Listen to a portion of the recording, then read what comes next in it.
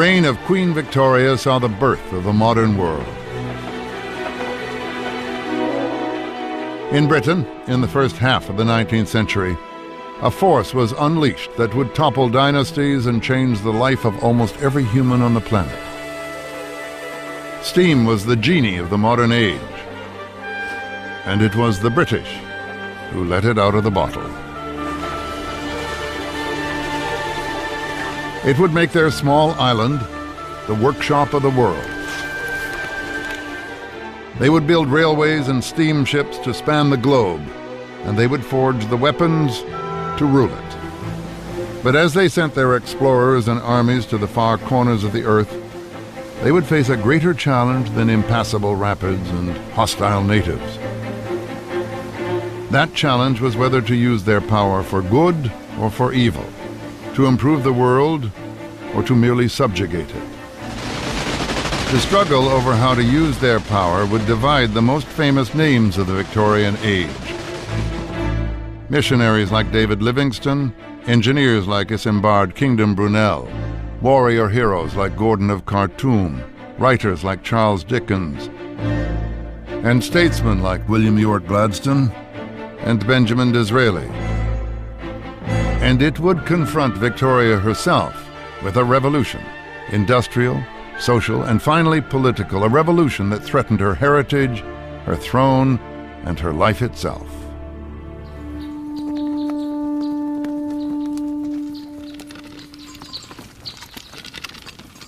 In 1819, the year Victoria was born, the world was closer to that of the Greeks and Romans than to the world of today. Most people lived and worked on the land. They had few machines, and those they did have were powered by wind or water, or more commonly, by a horse.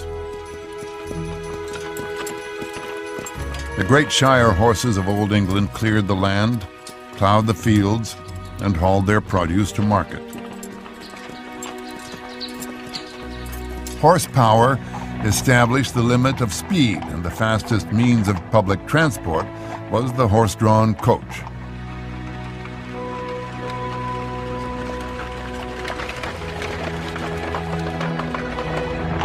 Those heavy stage coaches swayed and jolted along the highways of Britain at no more than 10 miles per hour.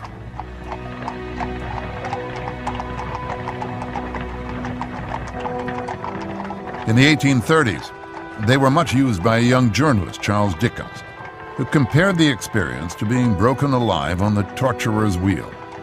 No form of punishment, he wrote, could be more effective.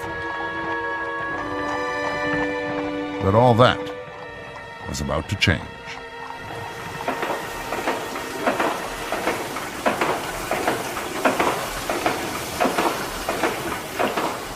Britain had pioneered the age of steam.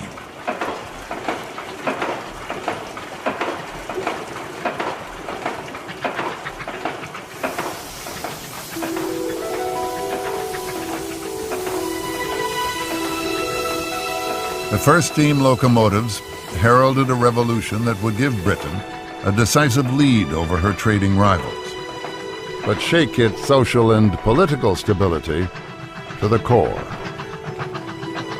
By 1829, the world's first public railroad was completed, linking the cities of Liverpool and Manchester. George Stephenson's steam engines rushed along the iron tracks at an astonishing 35 miles an hour. But the opening ceremony was marred by a regrettable incident. A leading member of the government was knocked down by Stephenson's fastest locomotive, the Rocket, and he was crushed to death. The modern world had arrived.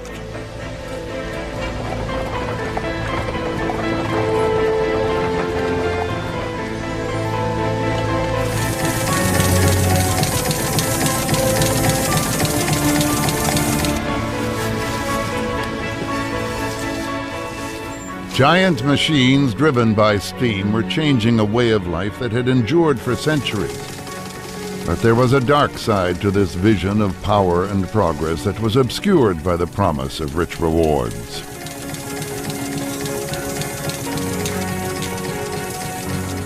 the British at that time were masters not only of industrial production, but of the means of distributing the things they made around the world. They were really on top of the world, and it gave them, I'm sure, a kind of magical feeling, a feeling as if they'd acquired the Promethean fire. You know, they were doing things that nobody else could do, and they could do it. They could do anything.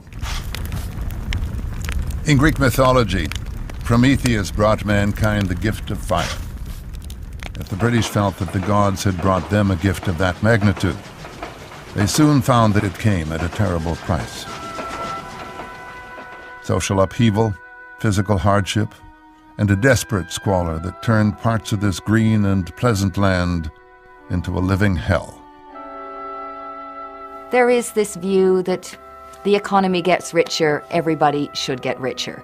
But it took a very long time for the benefits of industrialization to spread to more of the people. And there was really a growing disparity of wealth between the very rich and the very poor, right over this whole period into the 1870s. There was a tremendous growth in population, and this population is increasingly flocking into cities. And there was never enough housing, the services were appalling, overcrowding, really very, very poor conditions. We had very early death, a lot of industrial accidents, industrial disease, a substantial likelihood of dying before the age of 45. There were no cushions at the time. We talk about the Great Victorian Boom, but it was the Great Victorian insecurity.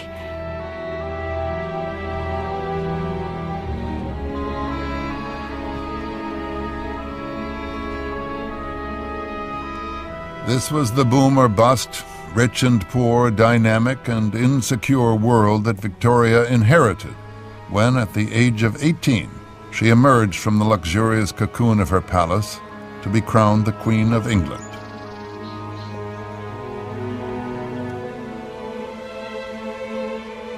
She was not quite 5 feet tall, but she had an enormous zest for life, and like her people, she was a mass of contradictions.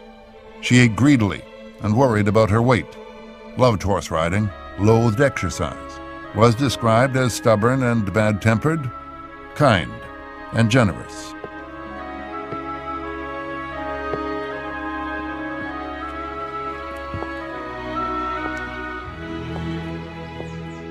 The members of her government were astonished by her dignity and maturity, but she confided to her first prime minister that while walking in her gardens, she had an almost irrepressible urge to roll on the grass.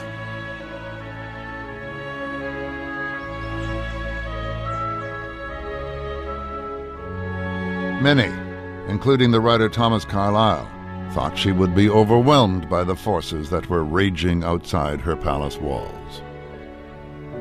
Poor little queen.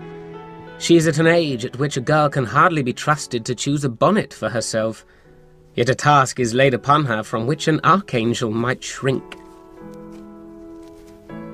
Victoria had come to the throne at a time when the monarchy and the idea of empire were equally repugnant to many of her subjects. Her grandfather was the mad King George III, who had lost the American colonies. And her uncle, George IV, was so widely despised that his death was the occasion of drunken celebration in the streets of his own capital. Victoria comes to the throne at a time when the prestige of the monarchy is drooping.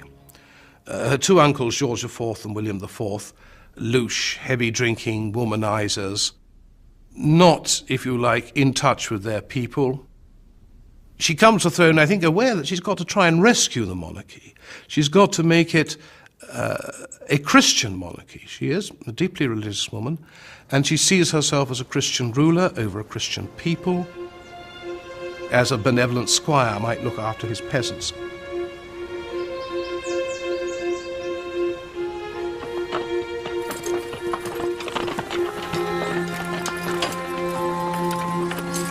But Britain was no longer a land of peasants.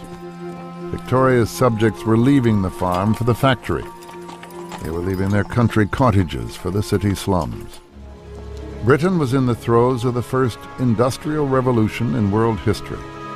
It would see the birth of the factory system, the production line, the machine age. It would change not only the nature of industry, but the nature of society, perhaps even of humanity itself. Charles Dickens described one of the new factory towns where so many of Victoria's subjects were forced to live. It was a town of machinery and tall chimneys, out of which interminable serpents of smoke trailed themselves for ever and ever. It had a black canal in it, and a river that ran purple with ill-smelling dye. Vast piles of building full of windows, out of which there was a rattling and a trembling all day long, and where the piston of the steam engine worked monotonously up and down, like the head of an elephant in a state of melancholy madness.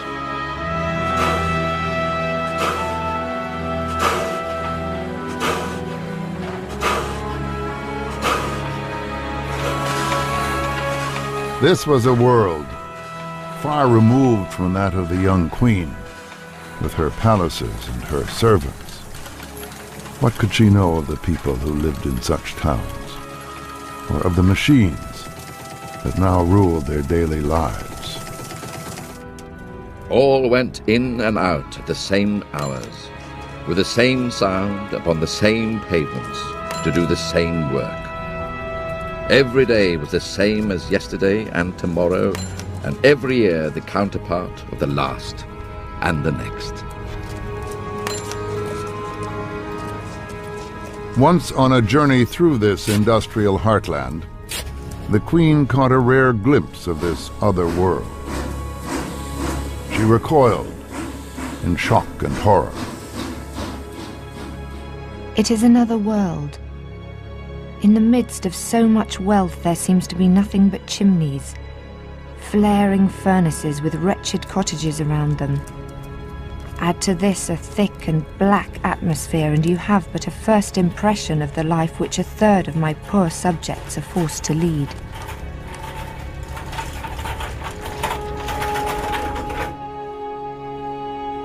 Victoria may have been sympathetic to the plight of her people, but she lacked the skills needed to keep her country from the violent revolution that many feared was inevitable. She was shortly to be tutored, however, and more pleasantly than she could have imagined.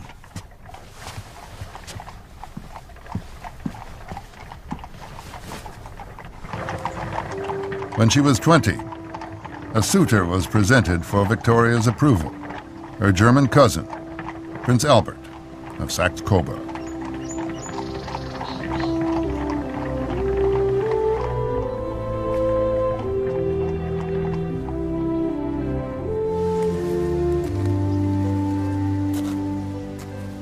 Earlier, she had told her Prime Minister, I dread the thought of marrying. I am so accustomed to having my own way, and 10 to 1 I shouldn't agree with anybody.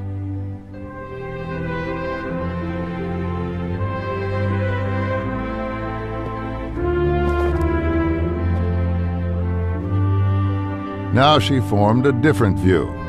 Seeing Albert has changed all this. He really is quite charming, and so excessively handsome. Such beautiful blue eyes, an exquisite nose, and such a pretty mouth with delicate mustachios.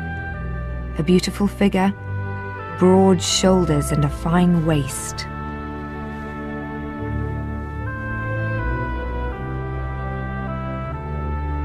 Suddenly there was Albert looking resplendent, and she was ready to propose.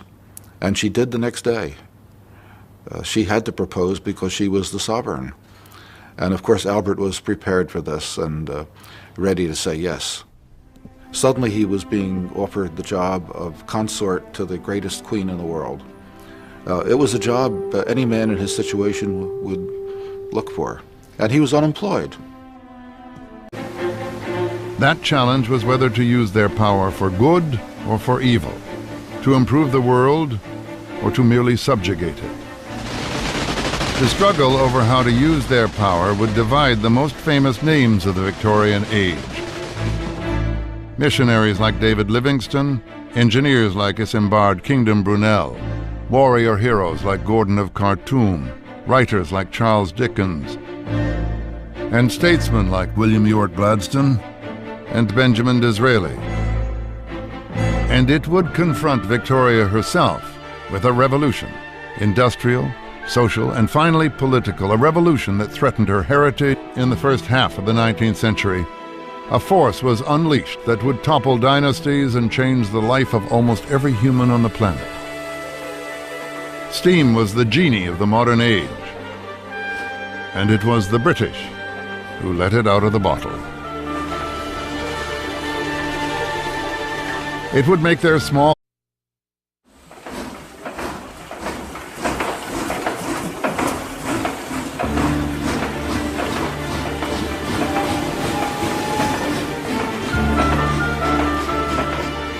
The reign of Queen Victoria saw the birth of a modern world. In Britain, Ireland, the workshop of the world. They would build railways and steamships to span the globe, and they would forge the weapons to rule it. But as they sent their explorers and armies to the far corners of the earth, they would face a greater challenge than impassable rapids and hostile natives.